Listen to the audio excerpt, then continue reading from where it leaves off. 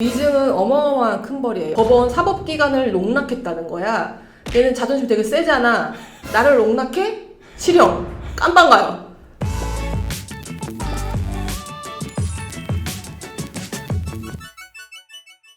안녕하세요. 이혼 전문 박은주 변호사입니다. 일단 이혼 소송 준비하시거나 상담 오시는 분들 중에서 증인 관련된 되게 많이 물어보시는 것도 좀 변호사님, 저희 어린 아이들이 법정에 나가야 될 일이 있습니까? 증인으로 상대방이요. 내 배우자가 자기의 무죄를 밝히기 위해서 아이들을 증인으로 부를 거라고, 너 그러고 싶냐? 막 이러면서 협박을 한다는 거예요. 아이들이 법원에 나가서 정말로 증인으로 진술을 하는 경우가 있습니까? 라고 물어보시는 경우가 되게 많은데 있을 것 같아요, 여러분? 말 그대로 잔인해요. 그래서 미성년 아이들은요, 법원에 나와서 증인석에 앉아서 증언을 하는 경우는 거의 없다고, 아예 없다고 보시면 돼요. 근데 간혹 가다가 성인이 된 자녀들이 부모들의 이혼 소송에서 증인으로 나와서 증언하는 경우는 아주 간혹 있어요. 이혼을 청구하는 원고 측에서 내가 배우자한테 부당한 대우를 당했는데 그거에 대해서 명백한 증거는 없지만 증인이 있어. 아이들이 있어. 근데 그 아이들이 바로 성인이 다 돼서 예전 일을 다 객관적으로 진술을 할 수 있는 상황이면은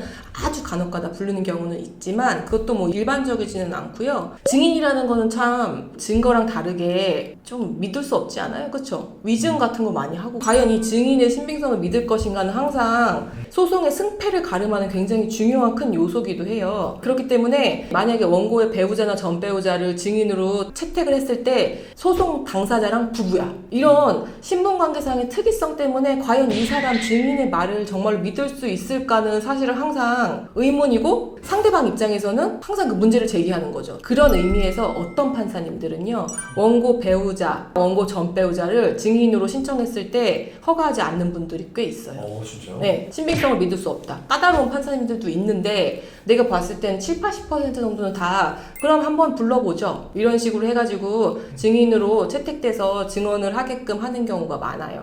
알고 보니까 얘가 위증을 하는 거예요. 무고죄가 돼서 처리된 경우가 간혹 있어요. 그건 어떤 거냐면요, 거짓 증언을 했다는 거예요. 자기가 경험한 대로 얘기를 하지 않고 거짓말을 마치 진실처럼 얘기를 했을 때 위증죄로 처벌을 당할 수 있는데, 위증죄로 처벌을 당하려면은 저 증언이 거짓말이라는 게 입증이 돼야 되잖아요. 되게 힘들죠, 그런 거는. 그래서 민사에서 위증죄로 인정되는 경우는 좀 드물고요. 오히려 형사에서는 굉장히 많죠. 형사에서는 증인으로 나온 사람이 위증을 해버려. 거짓말했단 말이야. 근데 수사 절차 나중에 보니까 얘가 거짓말한 게 너무나 명백해. 그러면은 검사들이 빡쳐가지고 바로 위증으로 바로 기소해요.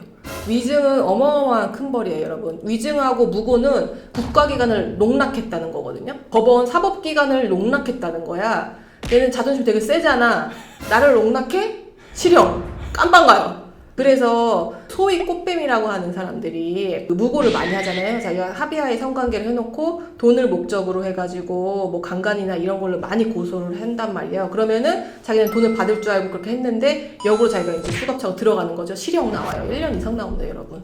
위증도 마찬가지예요. 위증도 실형이에요. 근데 민사에서는 조금 그 실체 관계를 또 파악하기가 쉽지가 않아서 이 증인의 증언을 믿는지 마는지는 판사의 재량이고, 그걸 넘어서 저 사람이 거짓으로 진술을 했다까지 파헤치기는 사실은 조금 쉽지는 않아, 민사에서는. 그래서 위증으로 인정되기는 참 쉽지는 않죠. 보통은 원고들이 많이 증인을 신청을 하는 게, 왜냐면은 소송의 성질 때문에 그래요. 소송은 원고가 보통 청구를 하고 내가 원하는 거는 얻고자 소송을 하는 거잖아요. 그러면 얻고자 하는 거를 판결을 받기 위해서는 내가 주장을 하고 그 주장에 따른 입증을 해야 돼. 그 입증의 책임은 결국에는 원고에게 있기 때문에 원고는 자기가 할 수 있는 모든 거를 걸쳐서 자기가 주장하고자 하는 게 맞다라는 거를 밝혀야 돼요. 입증 절차로서 하나가 증인을 신청하는 것이겠죠. 그래서 어쩔 수 없이 원고가 증인을 신청하는 경우가 많겠죠. 근데 여러분, 되게 중요한 게 하나가 있는데, 이거는 또 변호사들마다 좀 다른데 좀 잘못하시는 분들이 있어요. 뭐냐면요, 증언이라는 건 뭐예요? 내가 경험한 거, 목격하거나 이런 것들에 대한 객관적인 있었던 일에 대한 진술을 말하는 거잖아요. 그게 증언의 사실은 기본적인 그냥 성질인데, 질문 자체가 이상한 거 있어. 그때 느낌이 어땠습니까? 당신은 왜 피고랑 헤어지지 않았죠? 의사나 의견을 묻는 것들 객관적으로 이상하지 않아요? 막 이러면서 물었는다고요. 그런 변호사들 되게 많아요. 그럼 내가 또 이의 있습니다 또 그러지. 쓸데없는 질문 한다고.